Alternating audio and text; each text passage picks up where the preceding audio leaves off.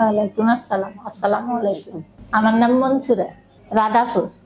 ছেলে, ওনার সমস্যা ছিল না, খাওয়া দাওয়া খাইতো না বা মানুষের লগে মিশতো না।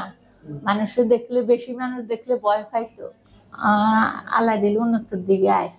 ভয় পাইলে আপনার লোক কথাবার্তা করতো না, ভয় পাইতো। যদি যা করতাম, এদের কাছে যা, এদের লগে মিশতো না, নিজে চলা নিজে চলতো। তো সবার সাথে মিলেমিশে চলে। মেজাজ যেদিন হয় কেউ যাইব, গরম হয়ে যাইব, সেদিন মেজাজ একটু ছিল, গরম আসছিল।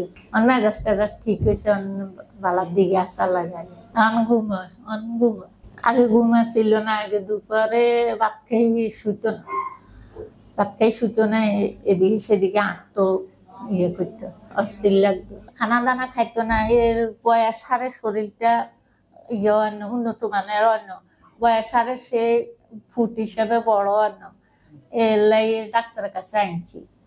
খাওয়া দাওয়া খায়, ঘুম ঠিক মতন আছে, মিষ্টি চাইতেন না। মানুষে মানে আপনাকে দেখলে একটু ভয় পাইতো, আপনার কাছে যাইতো না। ডাক্তার দেখলে ভয় পাইতো, নিজে নিজে যায়। স্মৃতিশক্তি তো সমস্যা ছিল।